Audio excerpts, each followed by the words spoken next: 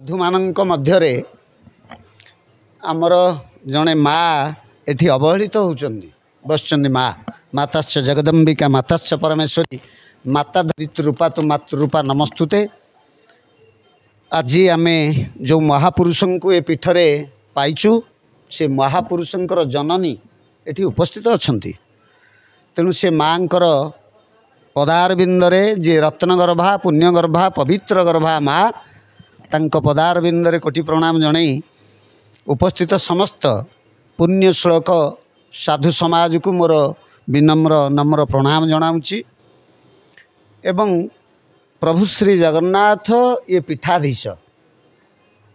एवं प्रतिनिधित्व करुचंती स्वामी आदित्यानंद। आज उत्सवटी कराहेछि जे गोटे कृष्ण अर्जुन संवादर सेतु आ गोटे निर्माण करा जाउची जहाँ रामचंद्रंक बेले त्रेतया जुगरे होइतिला। अक्षर ब्रह्म जो अक्षर होची अणाक्षर केवल श्रीमद् भगवत गीता 10 अध्याय विभूति योग 25तम श्लोक रे भगवान कहते अक्षर रे ओंकार आउ स्थावर रे हिमालय ऋषि रे मुनि रे कपिल ऋषि रे भृगु एवं देवते विष्णु दानवे प्रहलाद ये कथा गुड़िक जो विभूति जोगरे कहते से कहते अक्षर रे ओंकार जहाँ हूँ अणाक्षर एकाक्षर आने बाध्य हो अत्याचारित हे कहीं सूर्य यदि गोटाए मिनिट विलंब कर पृथ्वी ध्वंस हम अत्याचारित हे समाज। सर्वश्रेष्ठ ज्ञान ज्ञानर प्रथम सोपान सतर्क जेपर्यंत तुम्हें ज्ञानी सतर्क नाह तुमर गोटाए पद जदि समाजर कल्याण रे आसुनी जदि जंत्रणादायक होउची ताहा सेठी भस्म होला तत्क्षणात। तेणु आमको सतर्क रहिबाकू पड़िबो आम समाज पई निजको अनुशासी से कहते भगवान अनुशासी तारंग मु हूँ अनुशासी तरंग मु निजे निजको शासन करे स्वयं परम ब्रह्म परम पिता यही कथा कहते मु केवल तुमको शासन करे नुहे मु निजको अहम अनुशासी तारंग मु निजे निजको शासन करे। तेणु निजको जे शासन करी शिखिबो नाही सी मोटे जेते घोषिले मध्य ताहा काहारी काम रे आसीबनी निज काम रे आसीबनी। कारण जो लोक दुष्ट से ता पई भी आज्ञा दुष्ट। कारण रावण दुष्ट होई नथिला केवल राम पई रावण दुष्ट होइतला ता वंश निपात पई रावणर दुष्टता रावणर धृष्टता ता वंश को निपात कला बरु राम रावण जो प्रतिष्ठा पाइला। जदि माँ सीता अपहरण हो न जदि रावण माँ सीता को हरण कर नहीं नथान्ते आज थान्ते मुहि नहीं शुण उद्धव मन दे माला तिलक साधुता नहीं गुरु एक तत्व साधु एक अवस्था साधु अवस्थाटा केतेबेले आसे जेमती भाई सान भाई आमर कहले कुंडलिनी जोग जेतेबेले आपण करिवे प्रथम क्रिया से तृतीय रे मणिपुर लागिवो ताहले मझिरे रहिला कौन मझिरे रहिला कामेश्वर कामेश्वरी जे जार वाहन डाहुक झांपी नव जीवु हरी एते साहस तोर कुंडलिनी जाग्रत करू मूलाधार जाकि मणिपुर रे लीन हबु से वैश्वानर अग्नि से सबको भस्म कर तलू को छाड़ महिला ऊपर को छाड़ विटामिन से हूँ वैश्वनार अग्नि मार नाभिनाड़ माँ मैंने बसीचंती समस्तंकर पिला छुआ जन्म होती समस्ते आम जन्म होइचु मार गर्भरू माँ ठू बड़ कहीं नुह कृष्ण नुह राम नुह पंडित नुह शंकराचार्य नुह माँ ठू बड़ कहीं हो पारे कहीं ना माँ जितेबाला गोटे नाभिनाड़ को निर्दिष्ट गोटे समय खंडन कले से गोटे गंठी पड़ा बाबा गंठी पड़नी सेका गला एंतुड़ी निआरे 7 दिन भितर झड़ी पड़ा से नाड़ एवं गंठी एवं आपण मैंने समस्ते हाथ मारी देखु आपण मान नाभिरे पड़ी गोटाए गंठी से गंठी किए पकईला माँ तो गंठी पकईला जो नाड़े से खसी पड़ी से विसर्जन होती आउ गोटे गंठी नाभि नाड़े किए पकईला से नाभि नाड़ को किए खोल ता ना कौन बंशी बाबा जानती ता ना हूँ ब्रह्म ग्रंथि एवं मूलाधार चक्र जिते जाग्रत हम से स्वाधिष्ठान चक्र आपण को जगिब कहीं कहूँ माँ मान कहूँ जितेबले गोटाए पुरुष माँ पाखे जिते लीन हुए सेतेबले कौन हुए तार जीभ तार आखि तार नाक तार कान तार हाथ तार गोड़ तार मन तार हृदय तार देह संपूर्ण समर्पित हुए माँ पाखे। कारण से कामेश्वर के कामदेव को अतिक्रम कर तुम मोटे मणिपुर में मिसी पारनी घोषा पाठ कहले हेनी तुमको साधना को आसिया को पड़ो साधु मान पाखे बसिकी तुम्हें शुण तुम्हें घोषिकी कौन गोटे कहीदेव यहाँ अनुभव महोत्सव पालन करुँच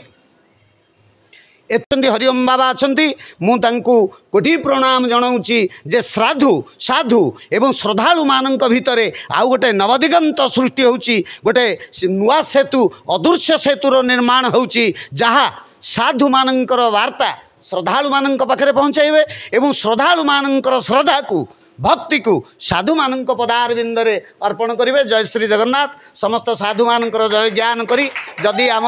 पाटरू किसी खसी थी क्या आघात हो समस्त क्षमा मागुची। जय श्री जगन्नाथ। जय जगन्नाथ। जय पंचसखा। आज आमर ए शंखतरासर स्थानेश्वरी पीठर पीठाधीश बाबा आदित्यनाथ एवं आज ए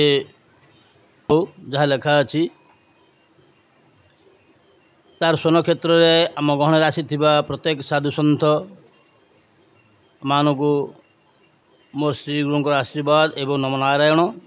एवं समस्ते दर्शनावली आसवा को मोर श्री गुरु आशीर्वाद नम नारायण। तो आसूची आमे साधु हवा केमिति मु मालिका पर जाऊनी साधु का केमिति हवा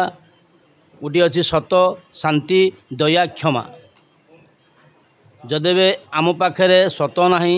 शांति नाही दया नाही क्षमा नाही आमे खाली साधु साधु कहले किछि हब नाही। तेणुक आमे मते समस्ते भूली जाइचे जेते बेले आमे गुरुकुल को जाइचे जे आम गोटे कथा अच्छी जन्म जायते शूद्र द्वितीय द्विज उत्पत्ति मंत्र भ्यास परति विप्रम ब्रह्म जानाति ब्राह्मणम जत ब्रह्म ततश्चैव ब्रह्मे ब्रह्मेश्व ब्रह्म मवेवता। ये जो पदटी आमर गुरुकूटर भितर आसे ये जो दुईटी पद गुरुदेव दियंती से सी आमको ये साधुकूल को आम जाइचु बोली सी आमको सत शांति दया क्षमा ये चारोटी जिनस गोटाए जिनस दियंती से हूँ कौन ना जहाँ को कि आम झूला बोली कहूचे शुद्ध ओडिया भाषा कहूँ कौन मालिका पद को जाऊना से पूर्व एवं पश्चिम एवं उत्तर एवं दक्षिण पूर्व रे कौन अच्छी पश्चिम रे कौन अच्छी उत्तर रे कौन अच्छी दक्षिण रे कौन अच्छी से चारोटी द्वार तार रखी एवं गुरुंकर जो साधुर प्रमाणपत्र नवापाई एवं दवापाई किए देवे ना सद्गुरु देवे से सदगुरु जदे मारे गोईठा अंधार घर रे जले बैठा से गोटे पंचम द्वार अच्छी जो पंचम द्वार की से झूला को आम धरिकी आनी आसी अच्छे आम बर्तमान साधु होइचे तो ना नहीं जदि साधु होइचे आमर से झूला कहीं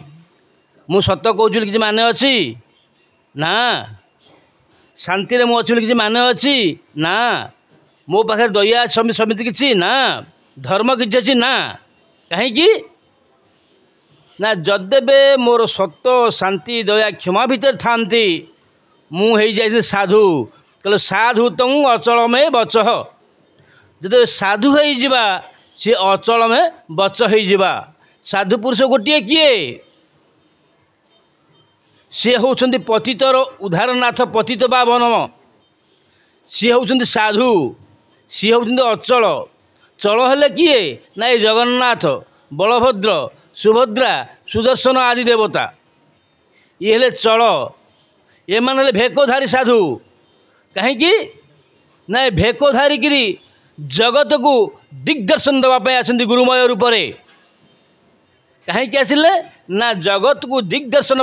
जो आसी पहुँची गले ये माने नामवाचक शब्दवाचक से रखिले नाम रूप भेदम शब्दम शब्दे शब्दे तथैवच तो गुरु को ज्ञान जो शब्द एवं शब्द को भेद करेंगे किए ना सद्गुरु केतबेले ना जो तप निष्ठ उचिष्टम वाक्यम तत्शिष्य पुनर्जन्मयते जेतेबेले गोटे साधु आसी पहुँचे आ गोटे साधुकूल को देवाई से वचन को वचन देवाई से गोटे कूलबद्ध करा जाए ये हूँ आमर साधुतार लक्षण से कही सत्य को दाढ़ी करी घन जदेबे आमर दाढ़ी अच्छी आम जे सत्य नहीं से दाढ़ी किसी मूल्य नहीं सत्य को डोरिकी दया रख कौपनी को धर्म रख सत शांति दया क्षमा को कौन ना भावरे रख क्षमा को कौटी क्षमा मोर जटगोटी चुटी गोटी कही शिक्षा मो बांधु सही ताहा न जानती कही रे पागल मन जो दया धर्म भितर जो शिक्षाटी बांधुची कई आंगुली रे बेनित्र आंगुली से एवं शिक्षा त्रैवार कहूँ जानती सपंडित साधु सन्त का लक्षण जे साधु जे सन्त से लक्षण भितर सी अच्छा आम साधु बनवा हेले प्रथमतः सोपान आग मानिबा निजको निजे क्या मानिबा कथा कहूनी निजे को निजे मान मु केते सत कहूची मु केते दिग्दर्शन दे पारुची मु केते